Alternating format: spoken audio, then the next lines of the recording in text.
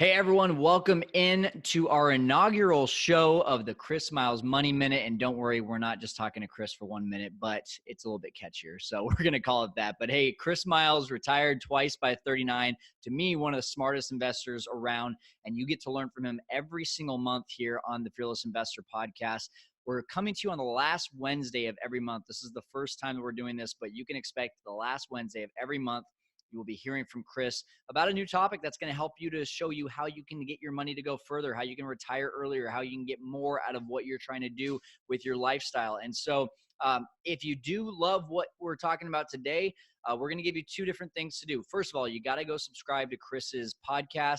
It is the Chris Miles Money Show podcast. And then secondly, you need to go to fearlesskyle.com/Chris Miles to get the cash flow analysis filled out, and you'll get a free call with Chris. He's going to talk to you exactly about what you can be doing to, again, get to that lifestyle that you really want. So without further ado, today, the Chris Miles here on our show. And we've got a really fun topic. I think it's going to really set the foundation for what we're trying to do here, Chris, which is change people's perspective and really talking about how the system is broken. So I want to kind of give you the floor to set the foundation of what we're talking about today. You bet. Yeah. So, like you said, like I'm kind of like the anti-financial advisor, right? I mean, that's the big thing here. And, I think the biggest thing, if you want to shift the perspective, you got to understand where truth is. Because I started out in 2000, like right after 9/11, right? So just beginning of 2002, I started out as that traditional mainstream financial advisor, the same person that wears the same boring, crappy suit, shirt and tie, telling you, hey, here's how you can make your money. But I make less money than you do. But hey, that's what you should do. And hey, I'm going to tell you how you can be able to retire, even though nobody in my company can retire. Like none of these financial advisors can do it. And that's the thing is like when you start to look at reality, right? Like I like evidence. I like it to work. I like it to be real.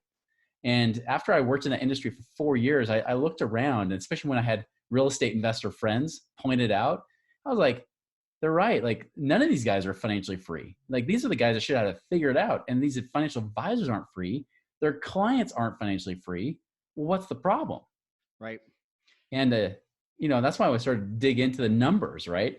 Well, and one of the things that has never really been that attractive to me is to be a financial advisor, because when the market goes down, I mean, you're the person that like is getting frantic calls and trying to tell people not to jump off buildings, right? So it's like there's nothing that sounds financially free to me about that. And even the ones that I know that have retired still have to service their clients. I mean, my parents' financial advisor still comes over to the house, and he's been retired, quote unquote, for like 10 years. And I'm like, that just doesn't sound to me like financial freedom. And just like what you said, if they're gonna preach financial freedom, well, I want to follow someone that's actually been there. And shoot, you retired twice by 39. I'd call that financially free. Yeah. And all I had to do was just not follow my old advice as a financial advisor, right? And that's how it works. So what advice did you start to follow? Yeah. Like for example, I started to focus on cash flow, or as I like to say, acceleration versus accumulation, right? Because acceleration is all about how do we create more wealth and more money now, right? It's really like creating this massive multiplier effect, but most people are telling you to accumulate money, right? They're telling you, take your money, put it away every single paycheck or every single month, put it in there, let it sit in there, don't touch it, let it compound interest, even though the market might be bipolar from one year to the next, just keep pounding that money in there. And eventually at some point, you might be able to be financially free. But here's the problem, right? The numbers in the accumulation mindset, for example, they say one is they're telling you the returns of the market are 10 or 12% a year.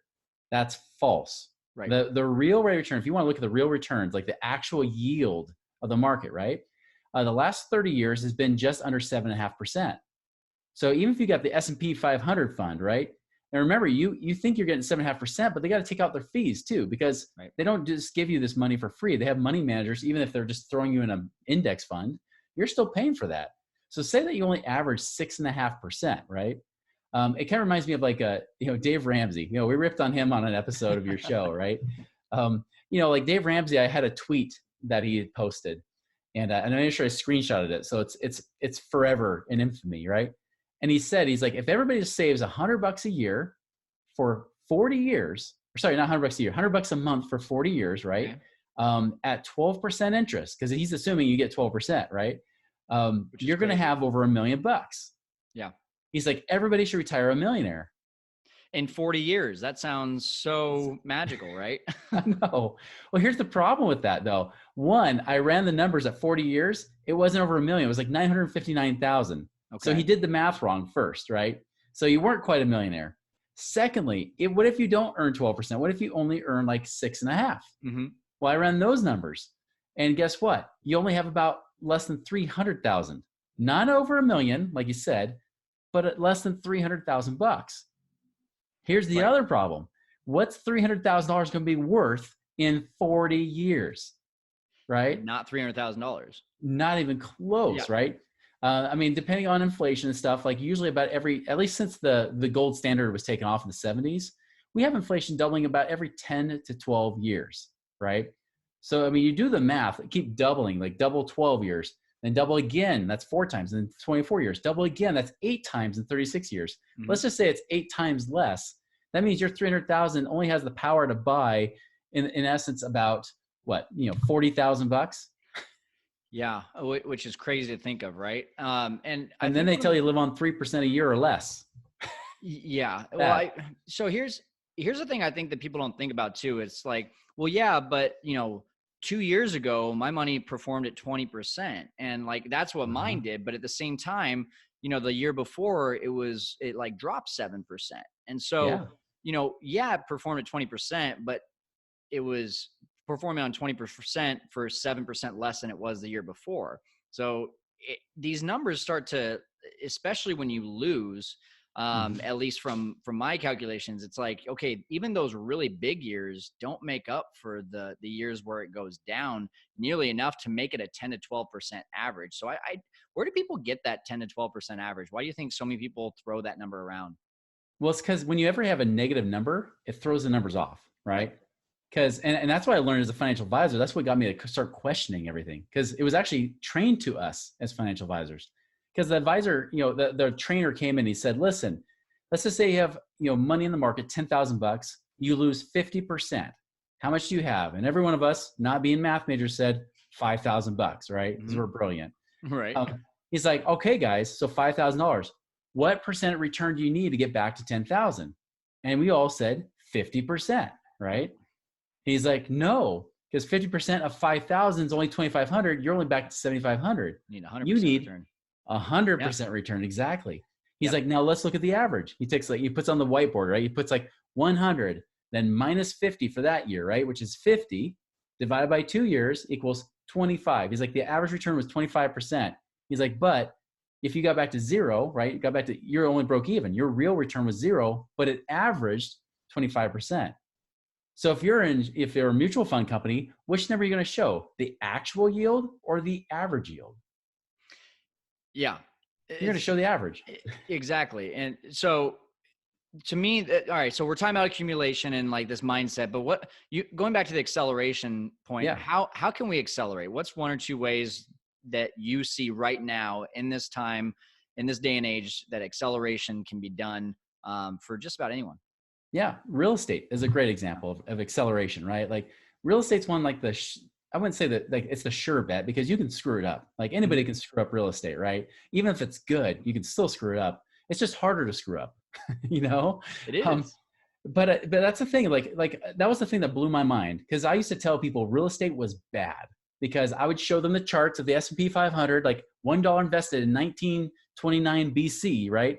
And then today it's worth millions of dollars. I'd say like, here's the big number. Well, if I showed real estate, it would only show the average of 3% or so a year, right? But we're not banking on appreciation. It's all about really the end result. Why are you saving in your mutual funds? Because you want cash flow. You want retirement income later, right? Well, first off, even if you save $1 million in retirement, you're only supposed to pull out less than 3% a year. That's 30,000 a year. You're living in poverty as a millionaire. Congratulations. Right. But if I had $1 million, I put down on real estate properties, right? Even if that's 25%, I own $4 million of real estate for one. So I got leverage, right?